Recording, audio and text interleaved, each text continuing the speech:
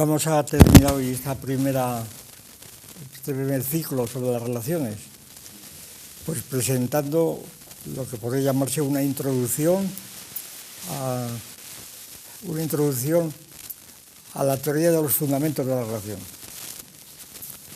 Es decir, una introducción a lo que se entendía en la escolástica por fundamentos de la relación como componente esencial de las relaciones, pero que fue prácticamente dejado de lado por la lógica algebraica, por la lógica de relaciones. Es un tema que no se trató.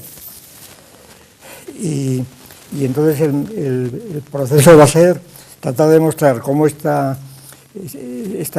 concepto del fundamento de relación es absolutamente fundamental, incluso para la propia lógica de relaciones. Eso lo vamos a plantear desde ahí sobre todo. Y cómo esta cuestión pues tiene una importancia filosófica central por esta razón, porque remueve pues toda la ontología, toda la cuestión del universo. Es decir, no es una cuestión que se pueda pues conjurar reduciéndole a las relaciones, ¿verdad? Una de las figuras del espacio antropológico, no. Y yo creo que se comprende fácilmente de qué estamos hablando y por qué digo esto. Porque las relaciones, si mantenemos la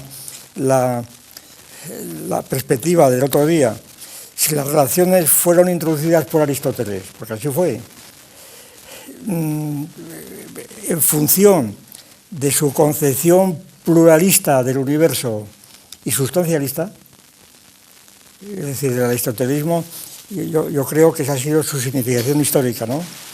En este contexto, sobre todo para la ciencia. Es decir, el universo no es uno, no es el monismo, sino más bien es un atomismo, pero no de índole Demócrito, no es el atomismo corpuscularista de Demócrito, etcétera, sino una especie de pluralismo sustancialista y lemórfico, ¿verdad?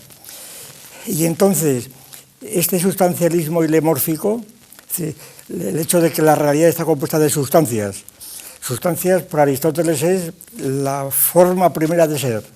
Es decir, el ser significa sustancia de todo. Sustancia es la realidad, las sustancias son la realidad. Entonces la realidad es plural, no es única. Es plural, como decían los atomistas, pero de otro modo, claro, porque son sustancias y no son compuestos silemórficos de materia y forma, no son corpúsculos indivisibles, eternos, etcétera, tan metafísicos como las sustancias, eso o más, ¿verdad? Igual. Tan metafísicos son las sustancias silemórficas como los átomos de Demócrito. Y entonces, es decir, no son conceptos físicos ni científicos. Entonces, estas sustancias silemórficas, precisamente por su condición de sustancias, es decir, de seres que existen en sí mismos, ¿verdad? Que son en cierto modo, pues decíamos el otro día, autotéticos, es decir, que existen para sí, en sí mismos, aunque soportan por inesión, llamaban los escolásticos, por inesión, tienen accidentes, y accidentes que reposan sobre la sustancia, tanto los accidentes fundamentales, la cantidad y la cualidad, como los otros, pues entre estos accidentes Aristóteles introduce las relaciones. Y claro, las relaciones son un concepto, y el otro día lo tratábamos de exponer, es un concepto, a mi juicio, contradictorio, realmente contradictorio con la idea de sustancia. Porque las relaciones las define Aristóteles por el ese-haz. Es decir, las relaciones no simplemente, entonces son Aristóteles, simplemente que se le ocurrió incorporar a su lista de categorías las relaciones basándose pues, en el derecho procesal o en lo que fuera, ¿no?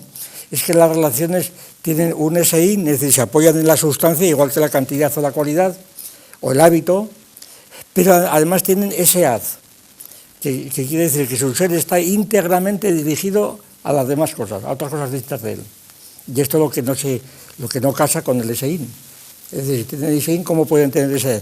Porque el tener las dos cosas a la vez equivale a lo siguiente, suponer que la sustancia tiene accidentes, pero que desbordan su sustancialidad y que se refieren a otras cosas, es decir, que no son sustanciales, que no son sustancias. Y además, pero se siguen apoyando en la sustancia. Por ejemplo, cuando digo, pues, Pablo es semejante a Pedro, la semejanza, la relación de semejanza se supone que es de Pablo. Pablo es el que es semejante a Pedro, es decir, la semejanza ingiere en Pablo. Es un accidente que está en él, pero referido a otro. Esa referencia es la que no se entiende.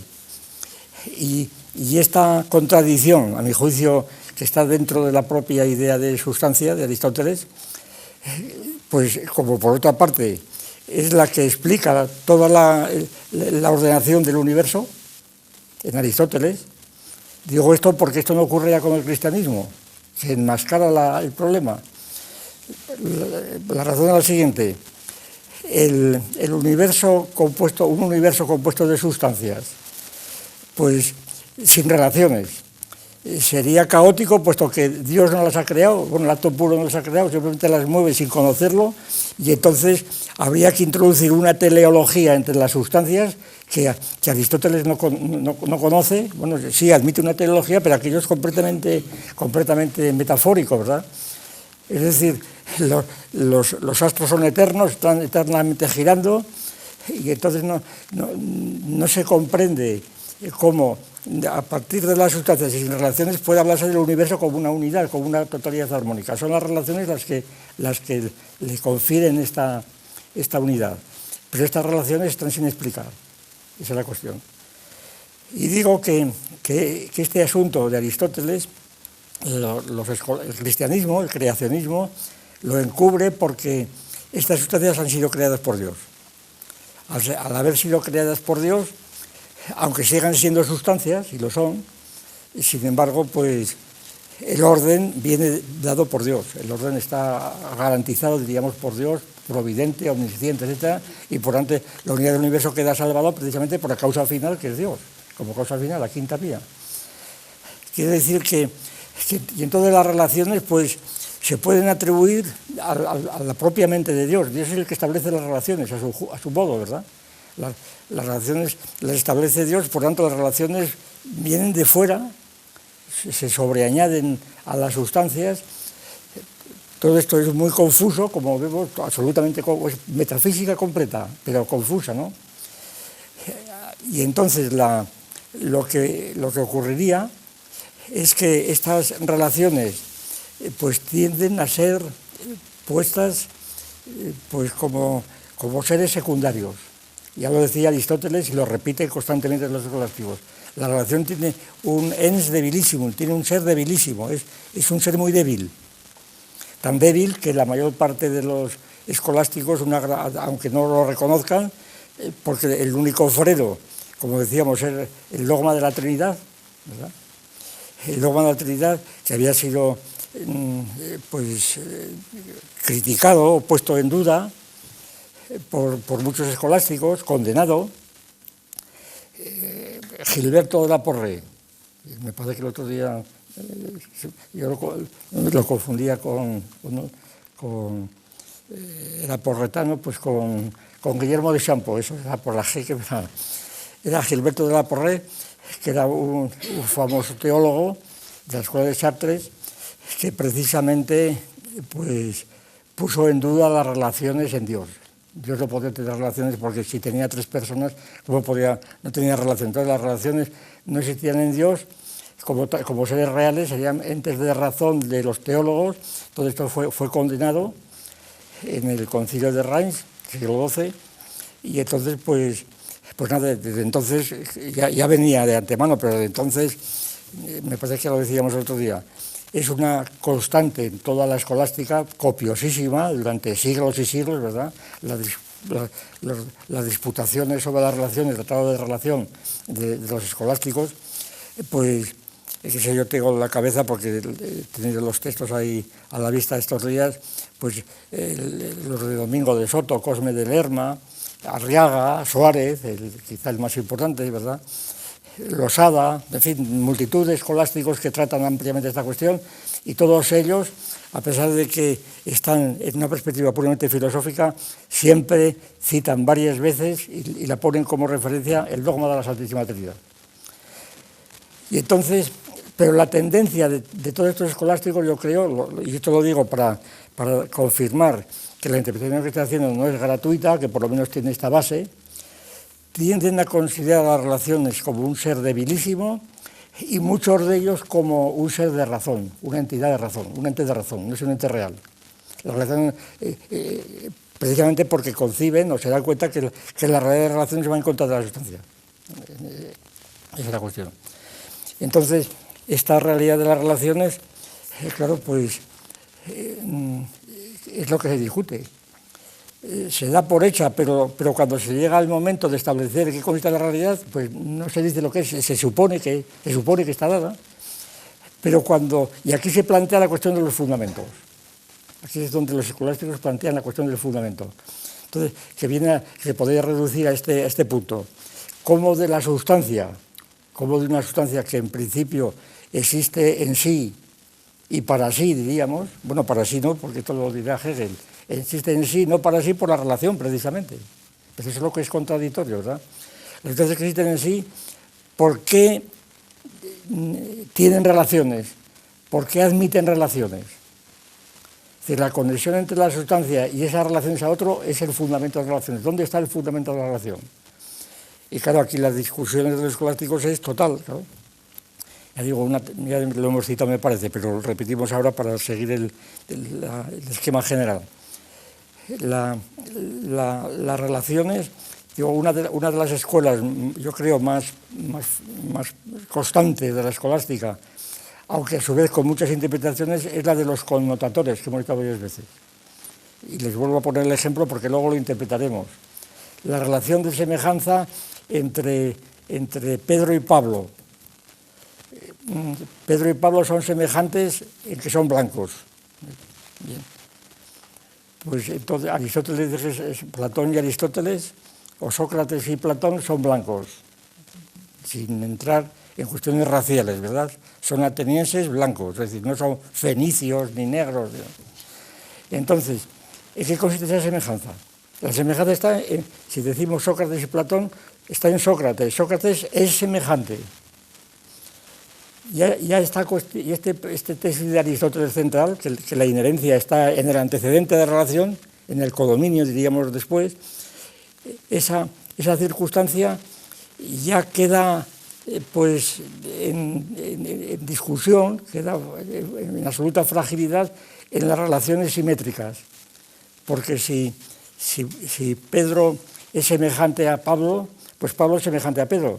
Entonces, ¿por qué razón va a estar la inherencia en uno en otro? ¿O hay dos relaciones y no una sola relación de semejanza?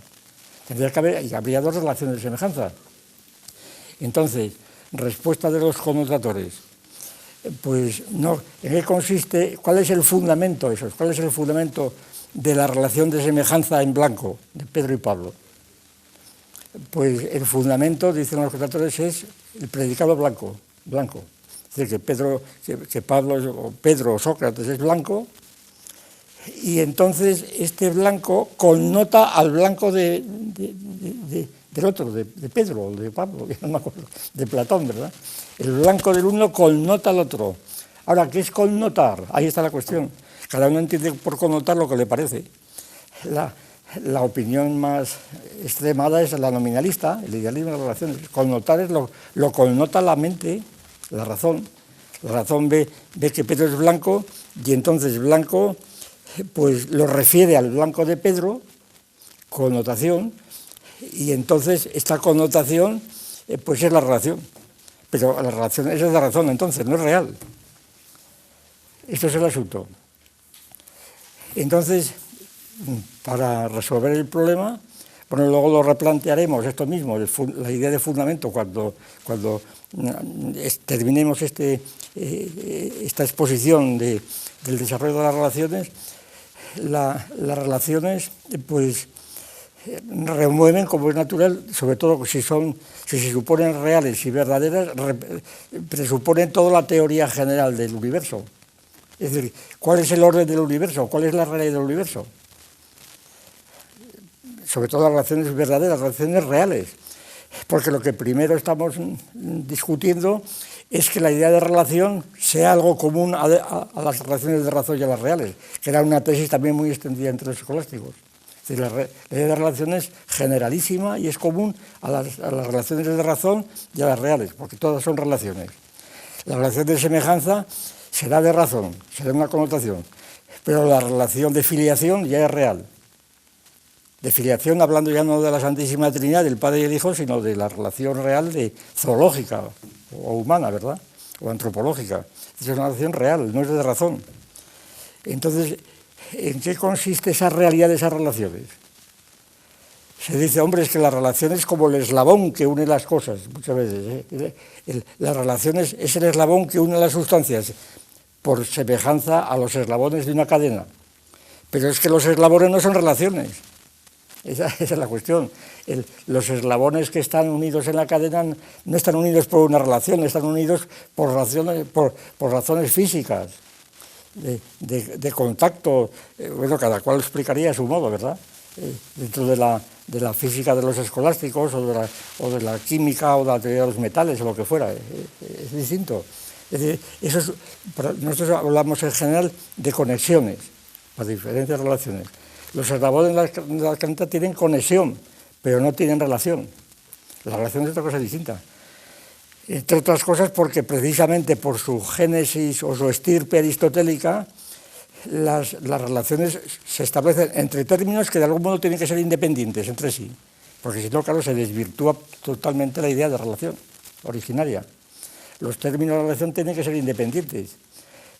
Y entonces estas conexiones de la cadena no son independientes, porque cuando se rompe el eslabón, entonces la cadena se deshace y la conexión desaparece. De manera que si hay conexión no hay relación. Para que haya relación tiene que dejar de haber conexión. Ese es el problema del asunto. Bien, pues por otra parte, claro, resulta que las relaciones son de muchas clases, como sabemos. Vamos a tratar rápidamente este asunto, simplemente hacer una enumeración, porque es muy importante, por lo que vamos a ver, para remachar esta idea.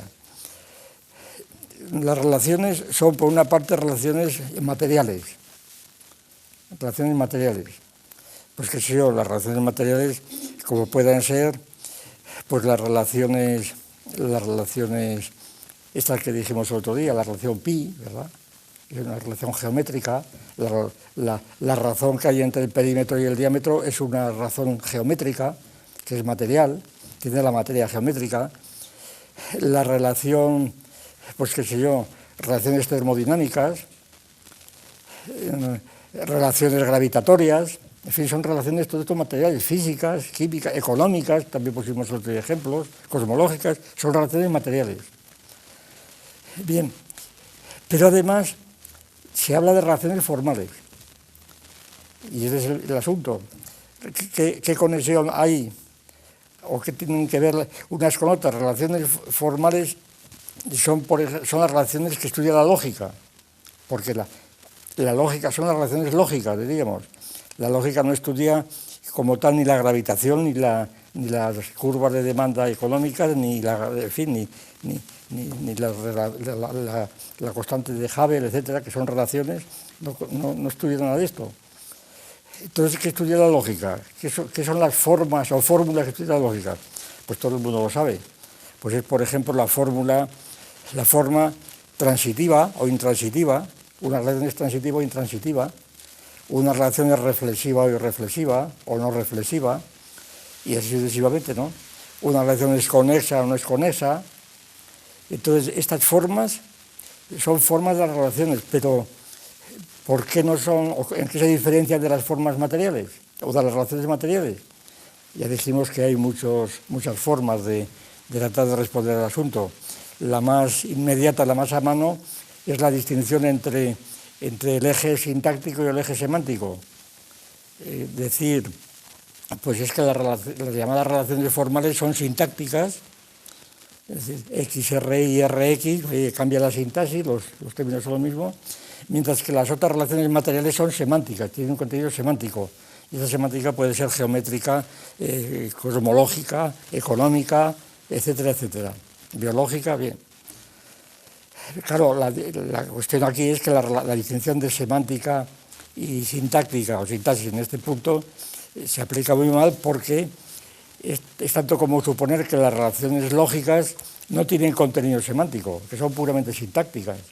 Y este es el problema, porque cuando decimos relación de igualdad, que es un claro ejemplo de relación formal, porque la igualdad es una relación lógica,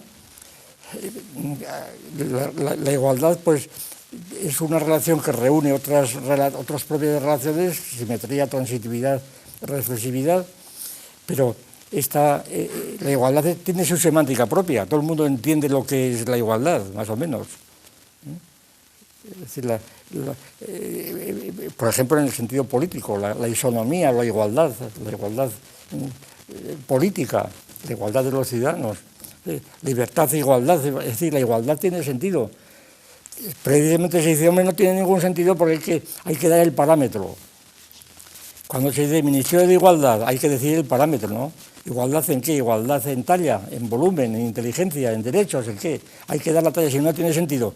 Bueno, no tiene sentido, tiene algún sentido, y aquí viene la cuestión.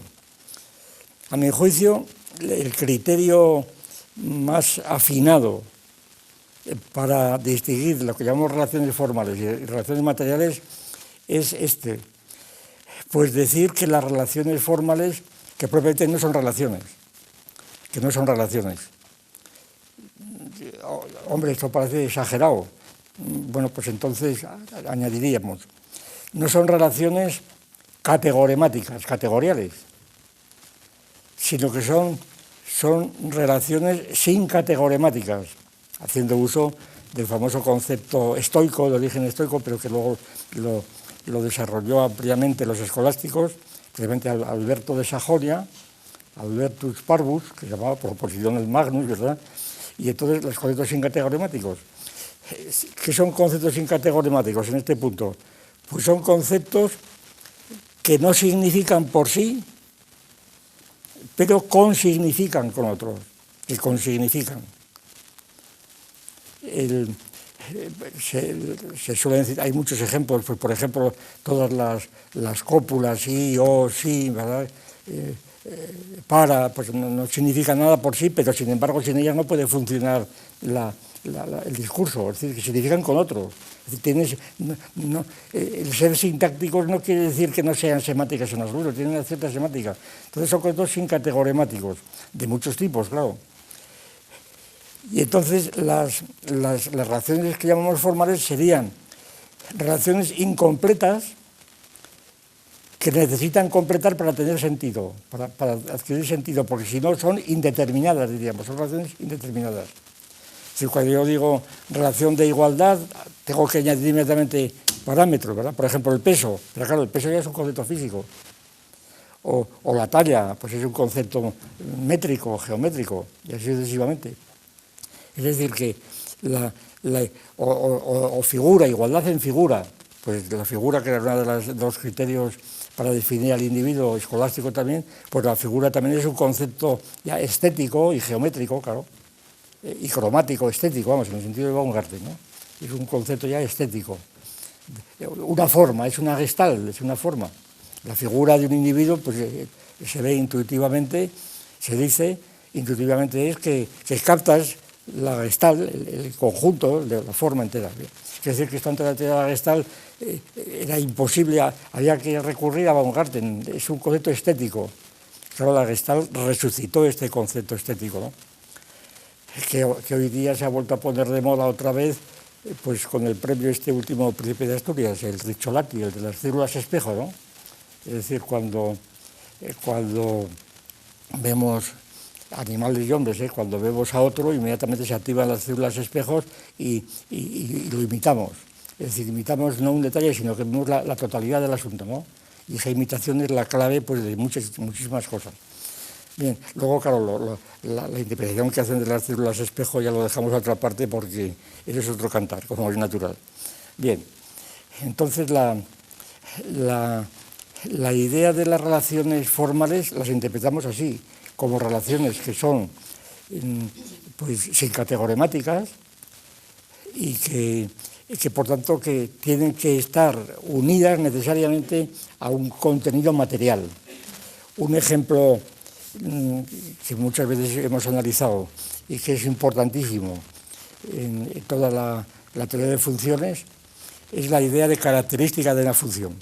Si decimos y igual a f de x, la f es el concepto de función sin categorimático, porque f no dice absolutamente nada, ¿no?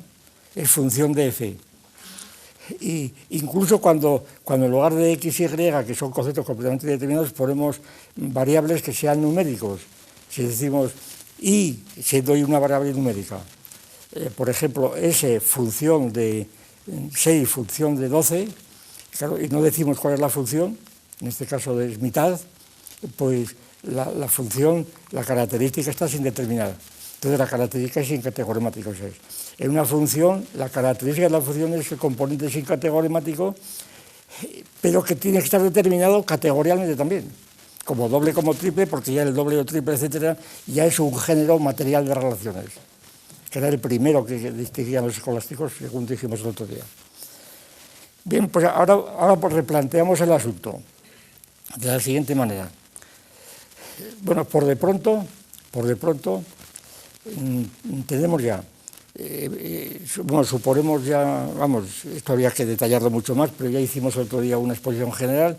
La idea central es mostrar cómo la teoría de las relaciones de Aristóteles, que claro, marca una etapa ya prácticamente durante siglos y siglos y todavía seguimos en ella, la relación referida a las sustancias.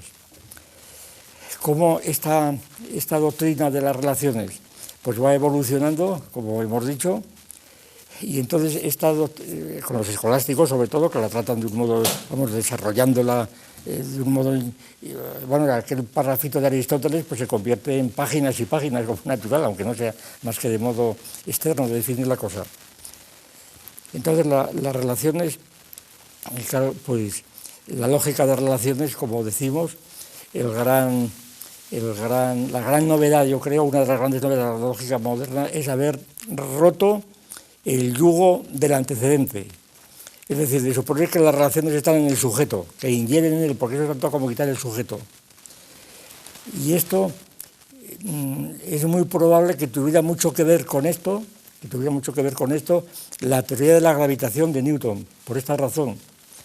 Porque Newton introduce pues lo que era siempre el caballo de batalla, las relaciones recíprocas y simétricas, pero al mismo tiempo funcionales.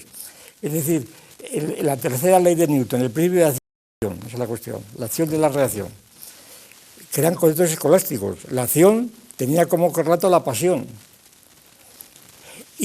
pero claro, la pasión no se concebía como reacción, sino simplemente la pasión era la afección que el sujeto paciente recibía de la acción. Actio es in passo, decían. La acción está en el paciente, la pasión es el que recibe. Lo que hace Newton es convertir esa pasión en un recíproco, la reacción, igual y de sentido contrario, es decir, en principio simétrica. Y entonces cuando esto se aplica a la gravitación universal, como la gravitación resulta que supone la gravedad del Sol, por ejemplo, y la gravedad de la Tierra, que son recíprocas, es decir, que hay atracción mutua, entonces la atracción pues ya está tanto, que es un accidente en principio porque la atracción o la gravitación no es de la esencia de la extensión, según Descartes, sino que la atracción procede de la copresencia de diferentes cuerpos, es cuando viene la atracción. Si hubiera un cuerpo solo no habría gravitación. Claro, un cuerpo solo es imposible porque el cuerpo solo tiene que tener partes extensas y entonces las partes se atraían entre sí. Era uno de los problemas cartesianos típicos. Pero en todo caso, la gravitación, tal como la concibe Newton, supone varios cuerpos en copresencia y entonces los cuerpos se atraen mutuamente. Por tanto, la atracción está en los dos. Por tanto, ya no es una sustancia que define la otra. Y Leibniz, como ya dijimos el otro día, pues da una idea de esto. Leibniz lo que viene a decir, ya lo dijimos el otro día, me parece, dice que si tenemos dos cuerpos o dos longitudes, L mayúscula y L minúscula, y decimos que L es mayor que L minúscula, pues ¿dónde está esto? ¿Está en L o en L minúscula? O es como un hombre con dos piernas que pone una en cada lado, ¿verdad? Lo de las dos piernas pues es una metáfora muy grosera, pero que tiene que ver con esto, evidentemente, que está en los dos lados. Y esto siempre tratando con relaciones diádicas, porque relaciones de dos, que son las que trataban los escolásticos, precisamente. Y esto en gran medida porque las relaciones poliádicas, que se llamaron después, estaban concebidas como una conjunción de relaciones diádicas, que es un poco lo que en el análisis combinatorio, es decir, un ejemplo que ponía yo hace 40 años, los 12 apóstoles, ¿verdad?, tienen relaciones entre sí, binarias, diádicas, triádicas, etc. Los 12 apóstoles se pueden agrupar en grupos de 2, de 3, de 4, de 5, de 6 y de 12, que es la relación total. Y claro, el conjunto de estos agrupamientos son relaciones eneádicas que tienen por fórmula, pues ya lo saben, m sobre n. Es decir, el cociente de n por n menos 1, menos 2, n menos m menos 1, partido por factorial de m. Entonces, eso da el resultado del número de relaciones que hay allí. De manera que entonces las relaciones diádicas conservarían un poco el privilegio de que siempre podría considerarse como los átomos de la relación para construir las relaciones totales. Bien. Seguimos adelante entonces. Entonces, estas relaciones establecidas entre diferentes términos, en la lógica formal, vienen dadas, como sabemos, por los términos de la relación, es decir, por las variables de la relación, letras, generalmente minúsculas, A, B, C, X, Y, Z, las primeras del alfabeto para constantes, A, B, C, y las otras para variables, ¿verdad? Y luego las relaciones por letras mayúsculas, pues también cogidas de la mitad del alfabeto, R, S y P, ¿verdad?, son las que se utilizan para las relaciones, ya por costumbre. Y entonces la relación se escribe X, R, Y, por ejemplo, o bien en otra grafía, como saben, R, paréntesis, X, Y. Relaciones diádicas y triádicas, y las relaciones triádicas se consideran como tres relaciones diádicas, R, X, Y, Z, R, X, Y, Z, pues relación de entre, pues se presenta como tres relaciones. Bueno, esto es muy conocido, no hace falta insistir más. Lo que sí quiero subrayar es esto, que en las relaciones algebraicas, que es el verdadero sentido, a mi juicio, del concepto de lo formal, lo que llamamos lógica formal es el álgebra. ¿Por qué? Porque si prescindimos del álgebra de la lógica, entonces lo formal inmediatamente se nos transforma en mental por la tradición escolástica. Es el pensamiento subjetivo, son los entes de razón. Las relaciones serían entes de razón, y esto sería lo formal, o a lo sumo, entes de razón objetivos, el tal ectar de los estoicos, o de los tomistas ortodoxos, tipo Juan Santo Tomás, el ente de razón objetivo, la lógica, pero eso es una cuestión muy difícil de saber lo que es, que tiene mucho que ver con M3, en el materialismo, pero en fin, vamos de momento a dejar las cosas así. Entonces, la idea de las relaciones algebraicas pues son las formas lógicas, y estas formas lógicas tienen una materia. Esa es la cuestión, tienen la materia, el materialismo formalista, la propia materia de los símbolos, la materia de los símbolos que van escritos de izquierda a derecha o de arriba a abajo, y que en sus composiciones pues están ejercitando la lógica. Pero entonces la lógica, según este materialismo formalista, no es la teoría de todos los mundos posibles, de las verdades válidas para todos los mundos posibles, que era un poco la teoría de Leibniz, después desarrollada en el siglo pasado, a mediados del siglo pasado, por Scholz por un lado y Hasenjäger. Entonces, por manuales de Hasenjäger se utilizó mucho en los años 70 o por ahí.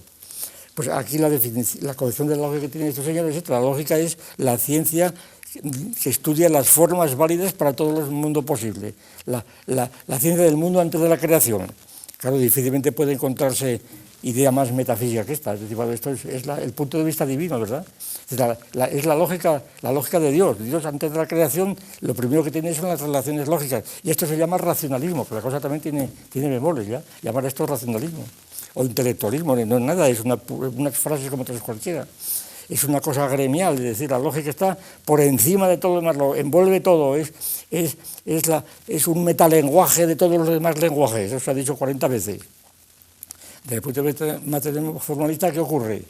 Pues que lo que llamamos lógica formal, es decir, el tratado de lógica, y la definición de la lógica por el tratado de lógica, que es, entre paréntesis, ya hemos hablado de esto alguna vez, cuando el materialismo formalista, la que se define así, ¿qué es la lógica? El tratado de lógica, el álgebra de la lógica, eso es la lógica, que recuerda aquello de Eddington, ¿verdad? ¿Qué es la física? El tratado de física, ¿no? Es una definición denotativa. Es decir, cuando estaban discutiendo en los años 30 si la física trataba de la materia o trataba del universo, o trataba de las ideas matemáticas, o trataba de los observables, todas estas cosas, ¿no? Eddington propuso aquella famosa definición. El mejor modo de cortar la pregunta ¿qué es la física? Es el método denotativo, que es decir, física es lo que se contiene en el Handbuch der Physik, en el tratado de física, eso es la física. Pues esta definición aplicada aquí viene a ser esto. ¿Qué es la lógica? Para evitar decir si son entes de razón, si es del mundo antes de la creación y de esto, es decir, la lógica es el álgebra de la lógica. Ya está. ¿Y esto qué quiere decir? Pues quiere decir prácticamente que el álgebra de la lógica, la lógica formal, con fórmulas algebraicas que están ya utilizadas por Aristóteles, como bien sabido, que claro, el desarrollo es pues a partir del siglo XIX prácticamente, con precedentes, pero la lógica formal que ya está en Aristóteles y está sobre todo en el propio lenguaje, el lenguaje fonético y escrito, y la lógica está ya en el lenguaje escrito sobre todo, y a su vez en el fonético. Entonces, la lógica formal es pues la lógica del propio aparato lingüístico y simbólico de la lógica formal, que es tan lógico ese aparato, y es una parte del mundo, no es que esté por encima del mundo, es una parte del mundo sensible. Pues como puede serlo una red de conductores con interruptores, donde se estudia la lógica de proposiciones, se enciende la bombilla cuando es 1, se apaga cuando es 0, ¿verdad? Pues todos esos montajes de estos son montajes lógicos, pues eso no tiene más misterio que el álgebra sea una cosa así. Cuando ponemos 0 y ponemos 1, pero 0 y 1 no está indicando la verdad o la falsedad, 0 y 1 están definidos en función de lo que representan allí, ¿verdad? De que cortan la conexión o no. Bien. Entonces, esta lógica formal, pues también tiene, como en Aristóteles, plantea los mismos problemas que Aristóteles, como decía. Por una parte, están las sustancias, aquí son los términos, X, Y y Z, A, B, C, las sustancias, y luego están las relaciones, representadas por letras. Claro, las relaciones, pues a veces se sugiere que son como lazos, pero no, están en medio. Es decir, ejerce la función de lazos, porque R solo, XR no tiene sentido, tiene que ser 2 por lo menos, 2 o 3 términos que enlaza, ¿verdad? Las relaciones ponen no en conexión, ahí está la cuestión.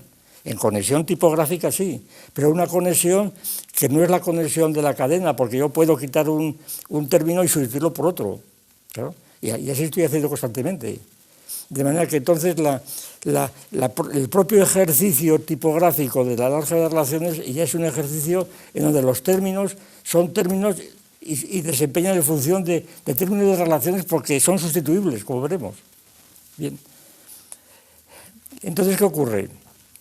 Pues que la lógica formal presenta los mismos problemas de las relaciones, aunque no habla de fundamentos, de cuál es el fundamento por el cual las letras A, B, C, A minúscula, X, Y, Z, porque estas letras están compuestas con relaciones. ¿De dónde salen las relaciones? O viceversa. Porque efectivamente el campo de la lógica es dual. Luego vemos esto un poquitín. Bien. La situación entonces es la siguiente.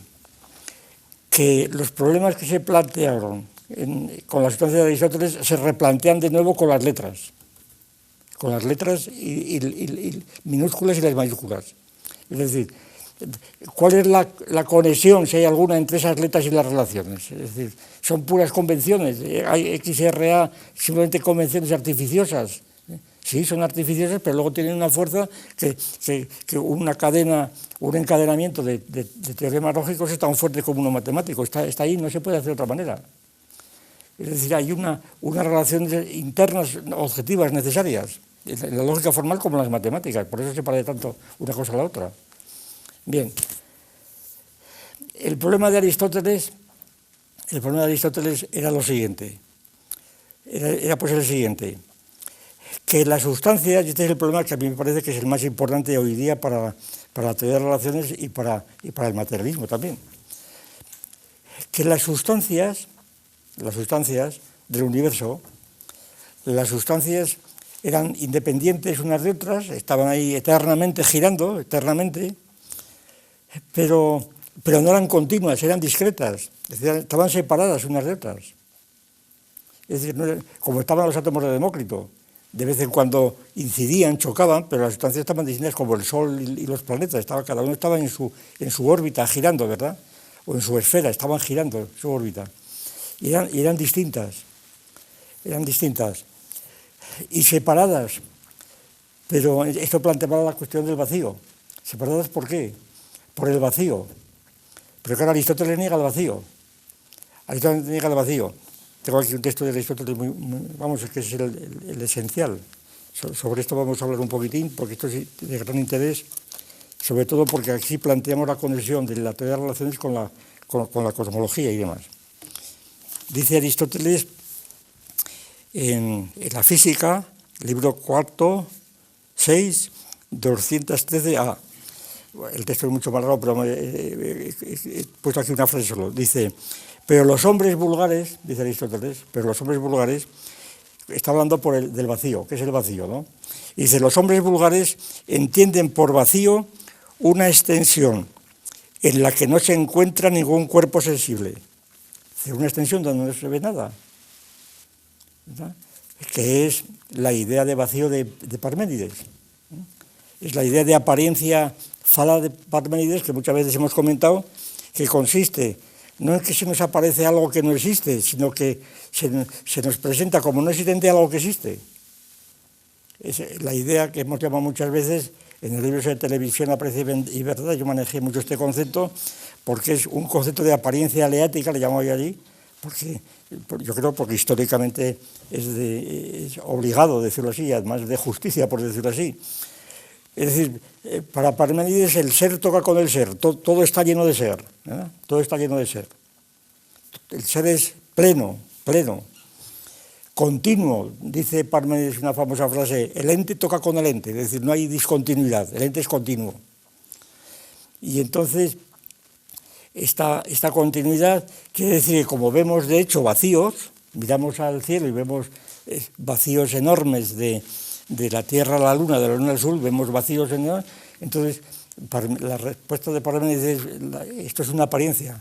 La apariencia consiste aquí no en que vemos cosas que nos parece que existen y no existen, sino que vemos cosas que parece que no existen y existen, porque ese vacío está lleno del ser, está el ser, ¿verdad? Bueno, pues esta idea de ser metafísica de Aristóteles, vamos a decir en dos rasgos para mostrarles cómo se ha mantenido durante siglos.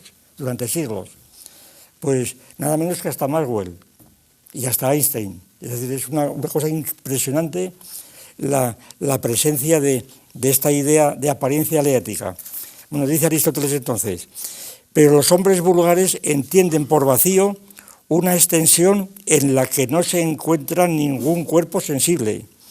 Y como creen que todo ser es corpóreo, aquí Aristóteles da el clavo, ¿verdad? Como creen que todo ser es corpóreo, como los atomistas llamaban al vacío no ser. Entonces, si el vacío es no ser, no es, entonces ¿por qué dices que es? La contradicción del atomismo, ¿no? Pero como creen que todo ser es corpóreo, allá donde no haya absolutamente nada ante los sentidos, estará el vacío. Por consiguiente, lo que en la esfera de la Tierra está lleno de aire, estará vacío. O sea, Aristóteles lo que dice es lo siguiente, que el vacío no existe, vamos, que no puede existir, que es contradictorio, el vacío es el meón, el no ser, no existe. Entonces, ¿está lleno de algo? ¿De qué? Pues la respuesta de Aristóteles es bien conocida. En el mundo sublunar, en la Tierra, el vacío está lleno de aire, y en los cielos está lleno del éter, la quintesencia, de una quintesencia que es el éter, que es algo transparente, por así decir, pero que existe, claro, que existe porque el vacío no puede existir, el horror al vacío famoso. Bien.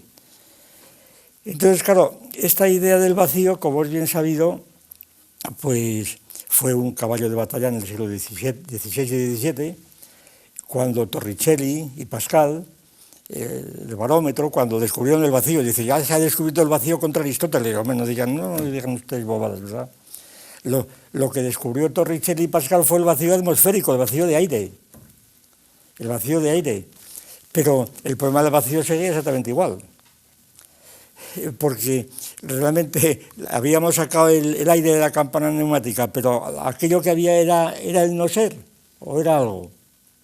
Hoy sabemos perfectamente que ese no ser está atravesado de ondas de radio, ondas electromagnéticas, está atravesado de todo lo que se quiera, de gravitones, de campos gravitatorios, es decir, no hay vacío. Hoy día es el ABC de la física, a pesar de que no aparece a los sentidos. Pero el problema es que si no hay vacío, sigue estando todo lleno, como en el caso de Aristóteles. Está todo lleno. Y entonces, si está todo lleno, ¿cómo puede haber relaciones? Porque la relación supone que haya términos, configuraciones que se destaquen unas de otras. Y si se destacan unas de otras es porque ese continuo lo hemos fragmentado, hemos hecho cascotes. Y esos cascotes ya no son sustancias. Esos cascotes son, pues, este objeto y este otro, y esta mesa y esto, y nosotros somos cascotes, fragmentaciones de una totalidad continua. Ese es el asunto. Entonces, claro, esta cuestión del continuo, cuando se reanuda de un modo inesperado, ahí se puede citar mucho, vamos a citar a Huygens sobre todo. Cuando Huygens pues descubre, pues que sugiere que la luz pues no tiene por qué pensarse al modo como lo ha pensado Newton de forma corpuscular, como unos haces de corpúsculos, sino que se podrían explicar muchas situaciones de la óptica mediante la teoría ondulatoria, de que son ondas. Y así se podría explicar muchas cosas como la reflexión de la luz, que se explicaba muy bien también por el corpúsculo de Newton, la reflexión, pero sobre todo la difracción de la luz. La difracción de la luz, es decir, el hecho de que los rayos pues dan una especie de rodeo, y claro, y esto no se podía explicar de ninguna manera por la teoría corpuscular, ¿no? En los bordes de un objeto, ¿no? Dan una especie de vuelta con una irisación especial en los bordes, y esta difracción de la luz pues claro, se explicaba muy bien por la teoría ondulatoria. Y claro, y entonces la ondulación de ¿qué? ¿Qué es lo que vibraba? ¿Qué es lo que se ondulaba? ¿Qué es lo que producía ondas? A semejanza de las ondas de agua o de las ondas de sonido, que eran transversales, como estas ondas de la luz, que eran transversales. Pues lo que ondulaba era un medio llamado éter. Y aquí vuelve a salir el éter de Aristóteles, aunque en otro contexto es distinto, claro, porque ya no era para llenar el vacío, era para transmitir algo tan real y físico como era la luz. Y claro, y este éter, esta teoría ondulatoria, a medida que se van incrementando los experimentos, pues llega un momento, sobre todo cuando Maxwell, cuando se descubre que un oscilador eléctrico pues produce radiaciones con ondas ultracortas de tipo electromagnético que tienen una frecuencia o una velocidad de 3 elevado a a 10, etcétera, 300.000 kilómetros por segundo, metros por segundo, pues entonces, ¿qué ocurre? Que estas ondas electromagnéticas es una velocidad prácticamente igual que la de la luz. De ahí la famosa síntesis de Maxwell, sobre la que todavía se está, de la síntesis de la luz con el electromagnetismo. Y se demuestra, el caso de Hertz, que además estas ondas electromagnéticas pues tienen las mismas propiedades que la luz porque se reflejan, el principio de Snell, se refractan, etc. Se comportan exactamente igual que las ondas eléctricas. Pero todo esto exige el éter. Todo esto exige la teoría del éter.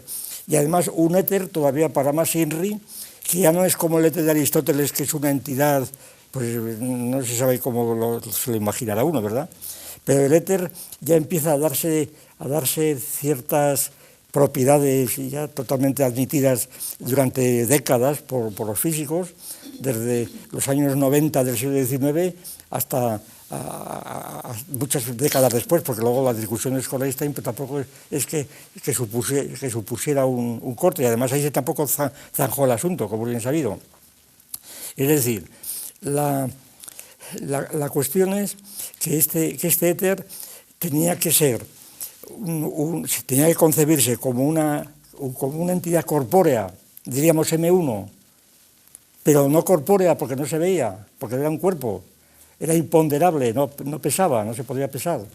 Pero en cambio tenía que tener una estructura elástica, muy rígida y además muy enrarecido para que pudiera transmitir ondas ultracortas, según una ecuación famosa que es raíz cuadrada de E partido por ρ, es decir, por la elasticidad partido por la densidad del medio. Entonces, ese éter tenía que ser un sólido, una especie de sólido, pero no cuerpo. Las características de un sólido que estaba, formando como el entramado de todo el universo, el éter. Esto en pleno siglo, a finales del siglo XIX y XX y tal, realmente hasta que se descubre en 1906 el efecto fotoeléctrico. El efecto fotoeléctrico en donde proyectando una de rayos luminosos sobre un metal, por ejemplo, se desprenden pues, átomos de nitrógeno, oxígeno, lo que sea, el efecto fotoeléctrico.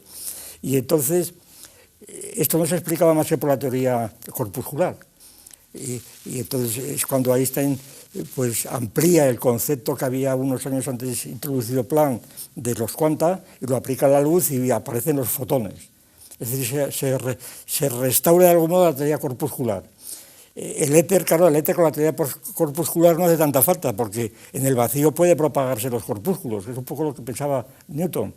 Pero lo que se olvidan los tratados de física es que Newton había llenado también el vacío del universo con el espacio y el tiempo. Es decir, Newton lo primero que hace es poner el espacio y el tiempo, y el espacio, Newton lo compara con la inmensidad divina, es la inmensidad divina, es Dios. Eso lo dice literalmente Newton. Es decir, el espacio es la participación de la inmensidad divina, o sea, más éter, ¿para qué queremos? En plan metafísico, ¿no? Es decir, el éter está en la teoría de Newton, en la de Aristóteles, en la de Maxwell, etc. Entonces, ¿qué ocurre? Para nuestros efectos, pues yo creo que ocurre lo siguiente, que si tomamos en serio la teoría de la continuidad del universo, del éter, o como se quiera llamar, pues entonces las relaciones no se ven como puedan expresarse, porque todo está conectado, está todo en conexión, es la cadena del ser, está todo conectado, no hay relaciones, no hay independencia propiamente, es un determinismo interno absoluto, y no hay relaciones propiamente, porque las relaciones suponen esta sustituibilidad y por tanto una especie de discontinuidad fundamental, que es la de Platón, de la Simploqué, una discontinuidad que tiene que haber en un continuo heterogéneo. Claro, porque este continuo puede ser homogéneo o heterogéneo, como sabemos. Puede ser isológico, el caso de la barra de oro del Protágoras, ¿no? que es un todo atributivo, pero con diferentes partículas de oro, o bien que es un todo atributivo isológico o heterológico, que es el ejemplo de Platón, es la cara con la boca, la nariz y etcétera, ¿no? Que tiene partes heterogéneas, pero también es atributivo. Bien, entonces la situación es que si las relaciones suponen términos, las relaciones tal como la estudia la lógica, las letras pequeñas pues el problema es muy parecido al de la situación de Aristóteles. Se replantea. Es decir, cómo las letras también están flotando en E2. Es decir, los astros están flotando en E3, en un espacio de 3 dimensiones, el espacio de Newton, de Maxwell, etc. Pero las letras están flotando en un espacio de 2 dimensiones, que son las hojas del libro, las hojas los planos donde se escriben las hojas y donde se escribían las elipses de Kepler, por ejemplo. Es decir, que las elipses de Kepler tampoco estaban en el cielo como carriles, ¿verdad? Que eso también se olvida constantemente.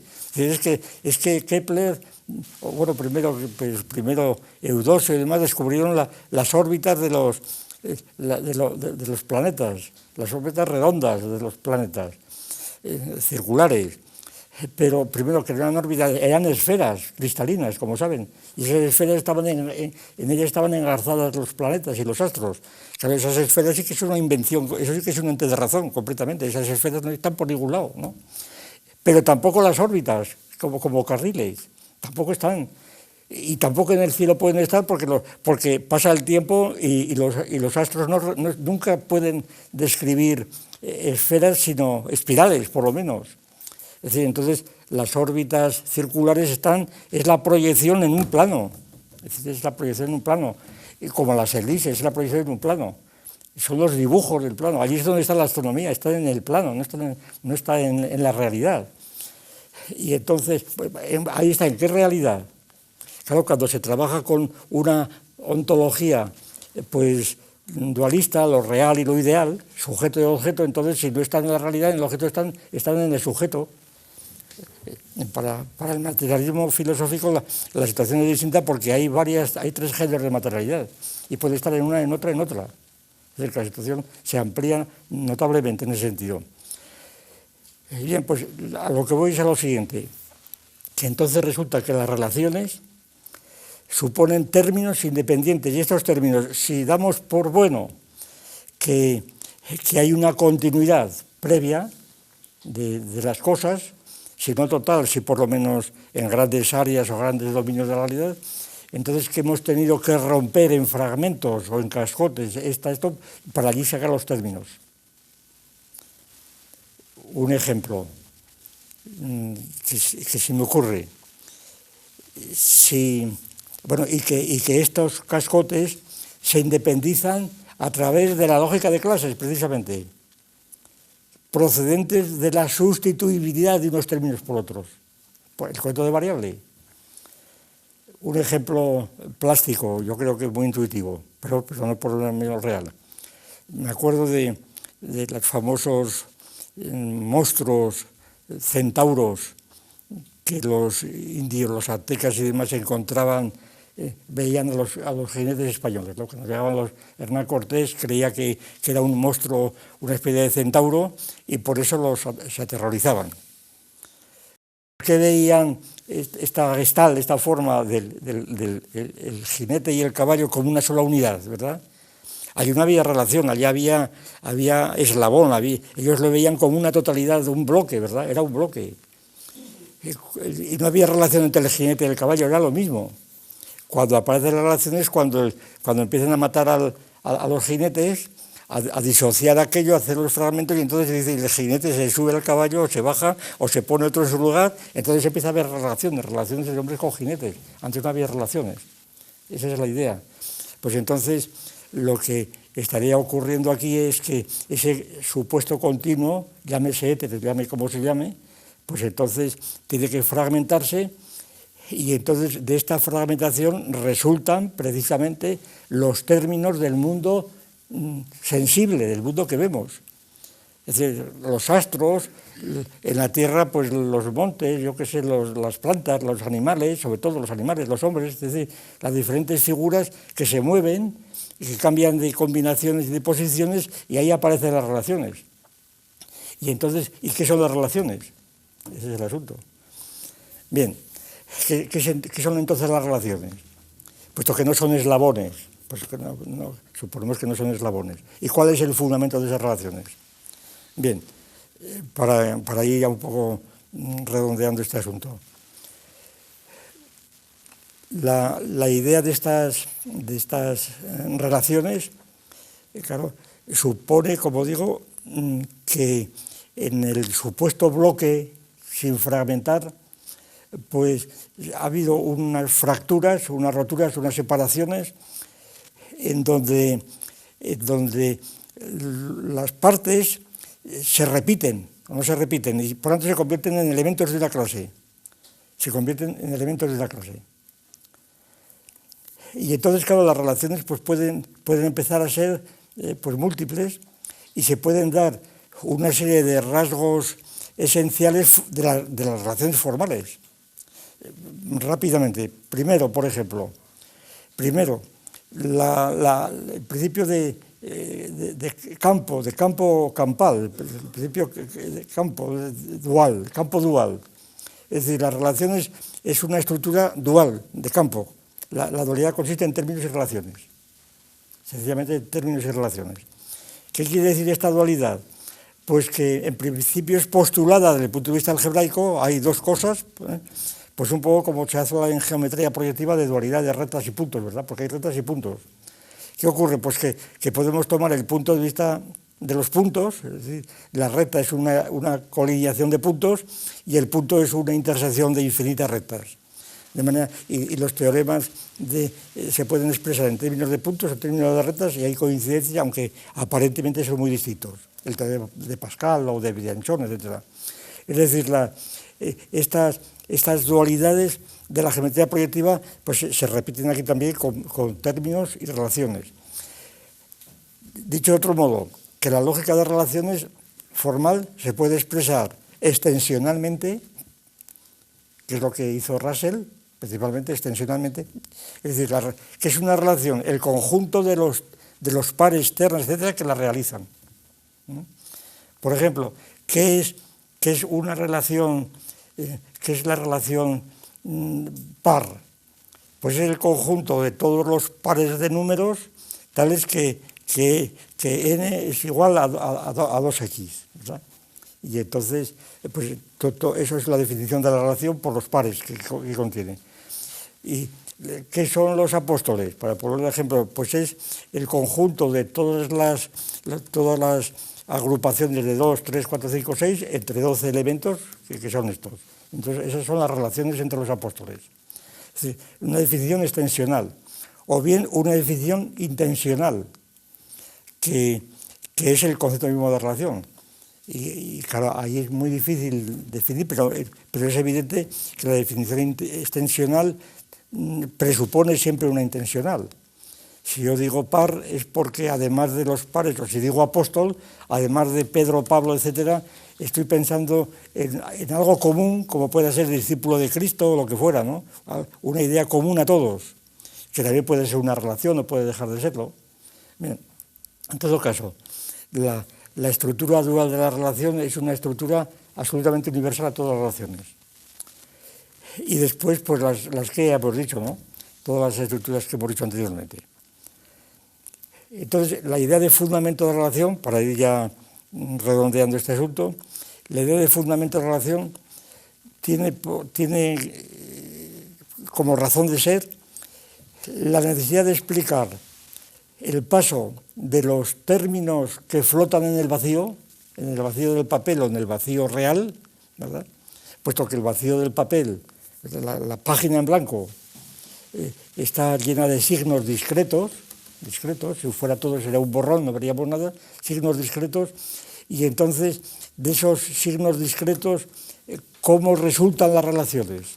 Es decir, ¿qué son las relaciones establecidas en ese espacio en blanco, en ese vacío, en este caso?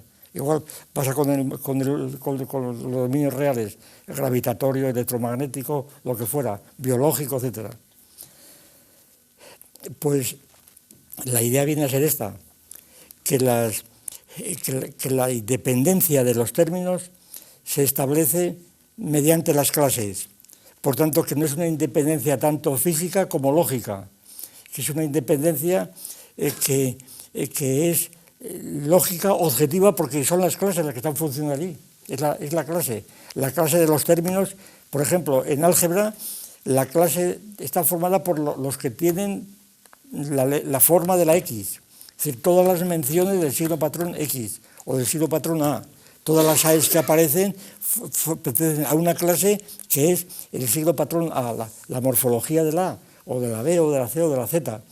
Y entonces, estas morfologías, como estamos escribiendo álgebra, estamos simplemente utilizando lógica de clases, porque si no, no podríamos repetir el asunto. Y de ahí los problemas y paradojas que vienen para la definición de la identidad.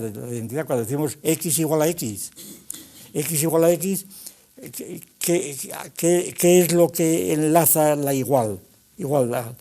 ¿Enlaza la forma patrón de la X o enlaza la individualidad de la X, es decir, la individualidad sustancial o esencial? ¿Ese igual a qué se refiere? Es el problema del Sol y del poblado del Sol, ¿verdad? El Sol que aparece cada día es idéntico al anterior, pero idéntico ¿cómo? Porque es un elemento de la misma clase o bien porque es de la misma sustancia. ¿Y qué quiere decir sustancia aquí? Pues sustancia no quiere decir lo de Aristóteles, por supuesto, pero se le parece mucho. Es decir, sustancia es algo más que identidad esencial, es identidad sustancial, que tiene que ver con la causalidad.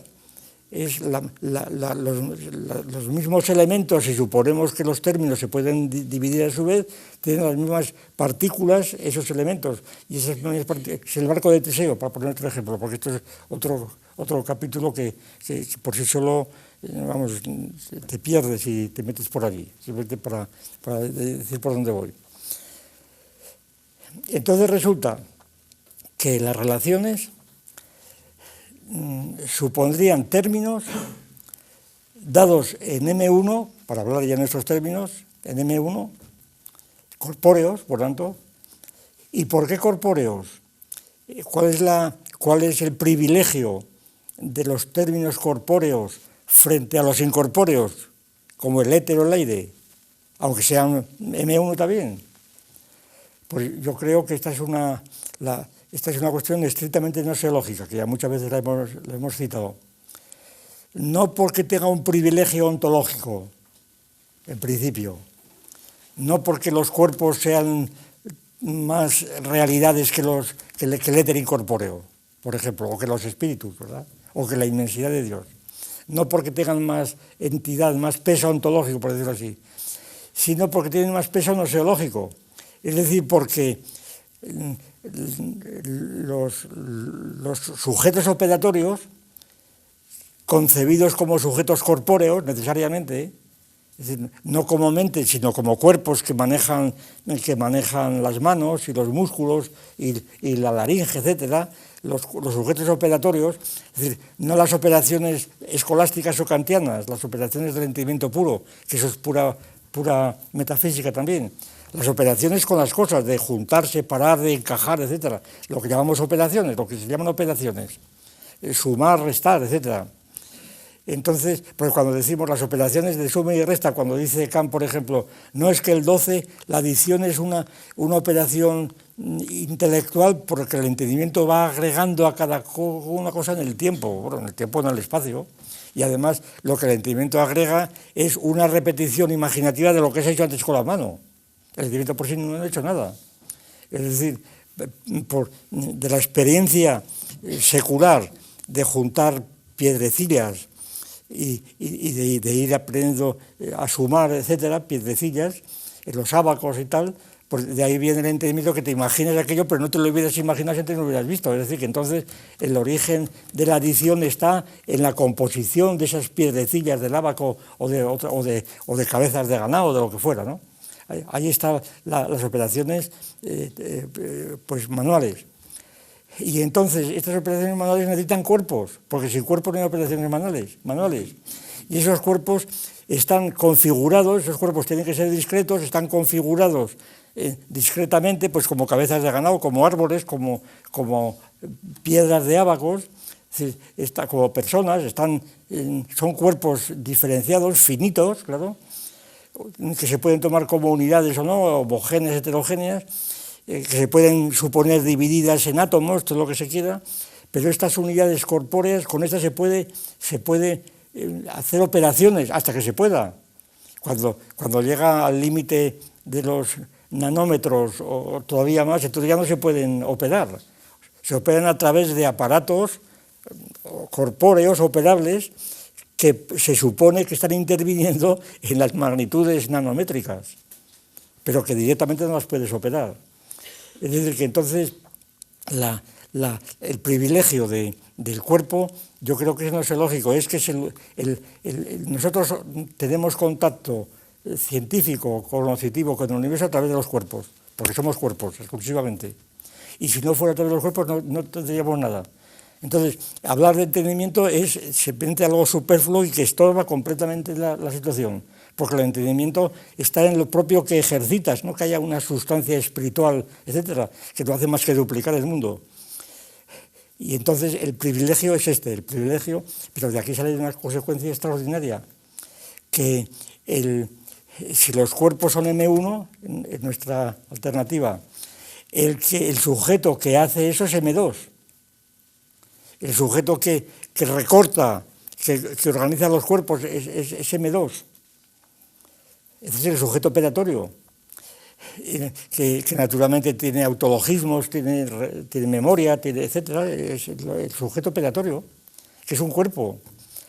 Y entonces las relaciones que establecen entre esos cuerpos que ha troceado previamente y después compone por relaciones, aparecen en M3. Entonces, ¿dónde está? Pues en M3. Es decir, que los tres géneros dan cumplida respuesta a este asunto, aunque plantean multitud de problemas nuevos, por supuesto.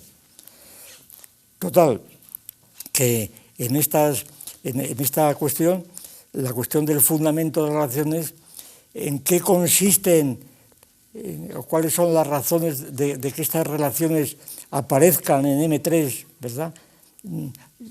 Una vez que hemos operado con términos discretos en las condiciones dichas, enclasados. Bien, pues la respuesta que yo daría, bueno, que daremos cuando reanudemos este curso, la respuesta sería de este tenor, que la anticipo ahora para redondear un poco esta primera introducción. Los fundamentos de las relaciones estarían en las conexiones. Es decir, el fundamento de la relación estaría en la conexión. Es decir, siempre que buscamos cuál es el fundamento de una relación, buscaríamos una conexión. Hasta el punto de que muchas veces esa conexión se confunde con la relación, como hemos dicho otras veces. Cuando se dice, pues, tuvo una relación de espionaje, quiere decir, tuvo conexiones de espionaje. Es decir, la conexión sería el fundamento de las relaciones, porque sería como una especie de vuelta a la situación anterior a la fragmentación. Sería una conexión que sería correlativa a esta. Y estas conexiones, pues, claro, hay que hacer análisis ahora particulares y detallados, unos ejemplos. Y a medida que los ejemplos se van todavía complicando más interesante la cuestión. En el caso de la gravitación, todos sabemos que el gran límite de Newton y el terror de Newton y la acusación que recibió Newton y la que sigue recibiendo y la que le hizo Einstein, la que sigue siendo, es la gravitación a distancia. Claro, gravitación a distancia, pero ¿cómo pueden las fuerzas actuar a distancia? Eso fue totalmente negado, ¿no? Es decir, ¿cómo pueden los astros que están en un vacío, que están separados por diastemas, están en vacío, que están a distancia, que no tienen conexión, porque están flotando en el vacío, salvo recurrir a la inmensidad divina, pero esto era como no recurrir a nada, claro, decir que era Dios, que de hecho es lo que pasaba, que Dios los movía, no sabía cómo, pero en fin, Dios era un medio que de algún modo explicaba vagamente y Newton recurría a él cuando había desajustes en el sistema solar, pues Dios los ponía otra vez en órbita, porque Dios había creado los astros, también Newton, como cristiano que era, por unitarista que fuese. Es decir, entonces la acción a distancia era la gran dificultad de la gravitación. ¿Por qué? Porque distancia es el vacío. Porque la distancia es la no conexión. Hay una interrupción, hay un hiato, hay una discontinuidad total por el no ser de los atomistas. Respuesta de Newton. Yo he establecido unas leyes totalmente seguras, firmes, un sistema de leyes funcionales de la gravitación que me permiten predecir los lugares y las distancias en las que se encuentra cada astro en cada momento, vamos, con toda la precisión que significó la gravitación, y por tanto a mí no me interesa saber más, no me interesan los fundamentos, he establecido las relaciones, porque no fijo hipótesis, la famosa hipótesis no fijo, yo no finjo hipótesis, yo no quiero hacer teorías, yo digo que la gravitación es esto y se acabó, pero claro, eso no colaba, ¿verdad? Eso no colaba, ¿cuál es el medio por el cual los astros se atraen unos a otros? La prueba es la gran cantidad de teorías que hubo inmediatamente para tratar de responder a este problema, porque decir que no finjo hipótesis era muy cómodo. Yo finge hipótesis, pero que sean verdaderas, creíbles, es decir, no me interesan los fundamentos. Es decir, yo establezco las relaciones, pero los fundamentos de relaciones, es la armonía del universo. Bueno, esto se lo cuenta usted a quien quiera, ¿verdad? Pero eso no es respuesta. La famosa teoría de Lesage, famosa, ¿no? Que, hombre, que es muy bonita, aunque es falsa desde el punto de vista físico, pero vamos, era un modo de demostrar, pues, cómo podía haber fundamentos. ¿Cuál podría ser el fundamento de la gravitación? Pues una conexión, a saber, si el vacío no era tal vacío, sino que estaba lleno de partículas, átomos invisibles, ¿verdad?, pero corpóreos, corpúsculos, entonces si se producía por lo que fuera una gran masa como podía ser el Sol y otra masa más pequeña como podía ser la Tierra, entonces los choques al azar de esas partículas que llenaban el vacío, el Sol servía de pantalla a la Tierra, y la Tierra recibía solamente la parte de partículas que chocaban por el otro lado, con lo cual aproximaba al Sol, ¿verdad? La Tierra se aproximaba al Sol y entonces así se explicaba la atracción, no por atracción, sino por choque. Es decir, había un fundamento de la relación, el fundamento era el choque, era la incidencia, la conexión, había la conexión del choque, el impulso del choque. Es decir, era por la inercia y por el choque, las leyes elásticas, etc. Otro tanto ocurre, esto habrá que dedicarle un día entero a esto porque esto me merece la pena, pero un poco para indicar por dónde va el asunto. Siguiendo en la propia, una vez que ya la teoría de Newton pues deja de ser eterna, una vez que ya los astros, el sistema solar es una cosa eterna creada por Dios desde el principio, Newton, cuando ya el sistema solar empieza a entrar ya en perspectiva de evolución genética a partir de un origen, pues allí tuvo parte muy importante, ya venía de los presocráticos, como saben, de Empédocles, etc. Pero vamos, quien aplicó los principios de Newton, quien puso en movimiento al sistema solar, pues fue Kant, principalmente, en su famosa teoría del origen del universo a partir de una masa primitiva que va formándose según las leyes, que es muy primitiva, pero que es reconocida siempre como una teoría anterior a Laplace, que figura acá en Laplace, pero Laplace fueron casi 40 años después que él. Entonces, cuando el sistema de Newton empieza a tomar un aspecto ya evolutivo, que hoy día es el normal, el que ya está en los libros de la escuela ya, y la teoría del Big Bang es la más conocida, ¿verdad?, actualmente, la que está hoy día todavía vigente. Entonces, esta idea evolutiva del universo, claro, pues resulta que las relaciones que hay entre ellas pues son ya en dominios particulares y concretamente en el sistema solar. El problema está cuando los astros no han sido creados eternamente, sino cuando se supone que han aparecido de una nebulosa previa, pues el Sol, Júpiter, Saturno, Urano, etcétera, Tierra, asteroides, etcétera. Es decir, cómo ¿Cuál es el fundamento de estos? Es decir, ¿por qué hay estos sistemas por qué hay estos planetas o planetoides, los asteroides, ¿verdad?, considerados como un planeta disuelto en trozos? Es decir, ¿por qué razón hay esa distribución de planetas? Es una palabra. Claro, porque Newton no adoptó todo este asunto. Simplemente dijo que los había puesto Dios en su sitio, claro, y como le convenía a él. Dios los había colocado armónicamente. Pero claro, eso es una explicación teológica. Entonces, ¿cuál es el fundamento? Las relaciones están establecidas. Una vez puestos ahí, está todo establecido. Pero ¿cómo sale esto? ¿Cómo salen estas relaciones? La pregunta es el fundamento de la relación. Y esta pregunta por el fundamento de las relaciones de gravitación entre los planetas suponía la creación de la configuración de los propios planetas. ¿De dónde han salido esos planetas? Puesto que no han salido de la creación de Dios. Entonces, en los años 20 y 30 y 40 y en adelante, estuvo en alza como teoría prácticamente única la teoría de Jeans, la teoría del cigarro de Jeans, se llama, el cigarro de Jeans, que es muy bonita para explicarla más en detalle y analizarla desde el punto de vista gnoseológico, desde el punto de vista del fundamento de las relaciones, que en esencia viene a ser esto. A partir de un sol originario, con todos los cálculos de rigor, pues, y por razones que pueden ser varias, o porque viene otro astro y choca con él, o simplemente porque llega a tal grado de temperatura que estalla, etc. Lo cierto es que empieza a destilar gases. Estos gases van saliendo del Sol y van formando una especie de lengua gigantesca que tiene forma, proyectada sobre el papel, tiene la forma de un cigarro, ¿verdad?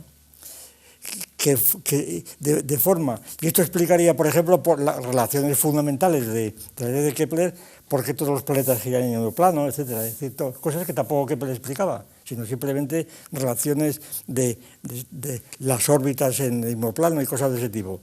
Y hechos tan curiosos como que los planetas cercanos al Sol son más pequeños, se hacen cada vez más grandes y vuelven otra vez a ser más pequeños. Es la forma del cigarro. Entonces, esta teoría, que es totalmente especulativa, responde al fundamento de la relación. Aquí hay un fundamento de por qué todos los astros giran según las leyes de Newton. Es decir, giran porque hay un aspecto que no es relacional, que se refiere al fundamento de las relaciones y al fundamento de los términos que van a soportar las relaciones de la gravitación, ¿verdad? Otro ejemplo. Bueno, son ejemplos. El ejemplo clásico. Bueno, antes vamos a poner otro ejemplo más doméstico y luego la relación de hermano. ¿Por qué A es hermano de B? A es hermano de B, B es hermano de B. Ahí podemos aplicar todas las relaciones, formalizar, ¿verdad? Escribir hermano del hermano, o padre e hijo, lo mismo, o hijo y padre, relaciones del cuadrado de tal y tal, todo lo que se quiera. Bien, es decir, podemos meterlo ahí en el algoritmo lógico y funcionar con eso. Las consecuencias son muchas veces triviales, ¿verdad? No es que abuelo es el cuadrado del padre, pues vaya cosa que me dice usted, ¿verdad? Y cosas de este tipo. Pero bien, pues sirve, le sirvió a Bale para formalizar las relaciones de parentesco, de Levi-Strauss, etc. Pues bien está. Pero vamos, para resolver cosas importantes no es más bien para mostrar, yo creo, la estructura lógica que tienen estas, es decir, que más que descubrimientos sociológicos o antropológicos del parentesco, las fórmulas de Bale, que las incluyó precisamente Levi-Strauss, las que incluyó como apéndice de su obra monumental, las formas elementales de parentesco, pues sirven para analizar las cosas que Levi-Strauss estaba diciendo de palabra, vamos. Entonces, ¿cuál es la relación de hermano, por ejemplo? O la relación de padre a hijo. Pues la relación, el fundamento de la relación es la conexión biológica entre el padre y el hijo, en el caso de padre e hijo directa, la conexión, el plasma germinal de Weissmann, es una conexión, o el código genético. En el caso de hermano, pues en el caso del hermano ya la conexión no es directa como entre padre e hijo, pero si es otra conexión también física a través de la madre o del padre, ¿verdad? Ahí está la conexión entre los hermanos. De manera que hay también una conexión que no es directa entre los términos de la relación, hermano A y B hermanos, sino que es indirecta a través del padre y la madre. Ese es el fundamento de la relación. El fundamento de la relación es una conexión. Y luego la relación se disocia de la conexión por razones, porque el hermano pertenece a una clase de individuos, a una generación, etcétera, a una clase de edad o lo que fuera, que además es sustituible por otro, etcétera, etcétera. El otro ejemplo es blanco, la relación esta famosa, la relación de semejanza blanca. Es decir, esto es más difícil y más interesante, claro. Es decir, ¿por qué este es el ejemplo clásico, digamos, los clásicos? ¿Por qué Pablo es semejante a Pedro en que son blancos los dos? ¿En qué consiste esa relación de semejanza? Eso ya hemos dicho, esta relación traía locos a los escolásticos, llegaban a decir que era una connotación, que esa relación no podía estar fuera, no podía ser nada, era nada. Es decir, Pedro y Juan son semejantes. ¿Qué es la semejanza? En que son blancos. La semejanza no es nada más que lo blanco que ellos tienen, ¿verdad? Es lo blanco que ellos tienen. Por tanto, decir que además de lo blanco que ellos tienen, que además es semejante, es añadir una relación totalmente superflua, ficticia, es una relación de razón, no es una relación real. Pero claro, insistía, pero la relación de semejanza blanco es real, es real. La prueba es que se diferencia de relación negro, que cambia la relación. Si uno desaparece o se convierte en negro, o lo que fuera, o se pinta de negro, cambia la relación. Es decir, que la relación es real y además es esencial para efectos prácticos. Bien, bueno, aplicando esa teoría, el fundamento de la relación sería una conexión también. Sería una conexión, según esta teoría de los fundamentos. Es decir, Pedro es semejante en blanco a B. ¿Cuál es el fundamento de la relación? Que formalmente es indiscutible y tiene sus leyes. La relación es simétrica. Si A es semejante a B, B es semejante a A, evidente. Es transitiva, es decir, hay multitud de propiedades de la relación. Es decir, funciona como una relación. Si A es semejante a B, B es semejante a C, pues A es semejante a C, aunque la semejanza no tiene la transitividad rígida de la igualdad, ¿verdad? Incluso se suele definir como relación reflexiva y simétrica, pero no transitiva. Bien, pero concedamos la transitividad en muchas ocasiones. Entonces, ¿cuál es la conexión que fundaría esta relación? Pues yo creo que se puede explicar así. Si Pablo es blanco y Pedro es blanco, y un sujeto pedatorio ve a los dos como blancos, ¿verdad? Entonces la relación de semejanza que él establece no es una relación de razón que él establece, o que él asocia o que le parecen semejantes. No es una relación subjetiva, solamente de razón. Primero porque la semejanza que percibe el sujeto S1 es la misma que percibe el sujeto S2, S3, S4 y prácticamente todo el mundo que ve a estos dos individuos blancos y los diferentes de los negros, ¿verdad? Es decir, esta es la relación de semejanza que la percibe cualquier sujeto operatorio en determinadas circunstancias, o por lo menos muchos, prácticamente todos. Prácticamente todos separan a los blancos de los negros en diferentes sociedades, es decir, y durante siglos. Entonces, esa relación no puede estar reducida a una especie de subjetividad perceptual, ¿verdad?, psicológica. Tiene que ser objetiva. ¿En qué consiste la objetividad? Pues naturalmente, yo creo, esa objetividad tiene que ponerse, no está tampoco presente el fundamento. El fundamento es teórico, porque lo que se ve es el fenómeno. Lo que se ve es, porque el sujeto es corpóreo, no es mental, esa es la cuestión. El sujeto lo que percibe es que estos dos hombres que ve, que están allí, que son apotéticos, a distancia, que están allí, que los veo blancos, y lo blanco lo veo en ellos, no en mí. Eso es esencial. Lo blanco no lo veo en mí, lo blanco lo veo en ellos, tan en ellos como puede ser otra cosa cualquiera. Otra cosa es que varíen según la luz o lo que fuera, pero lo blanco lo veo apotético. Los colores no los veo en mí, las cualidades secundarias que decía el otro, el Galileo y demás. Las cualidades secundarias forman parte del objeto tanto como la figura, como exactamente lo mismo. Y exactamente igual, es decir, cambian con la luz, pues como cambia la figura cuando la calientas, claro, pues se deforma, se hincha o se derrite, ¿no?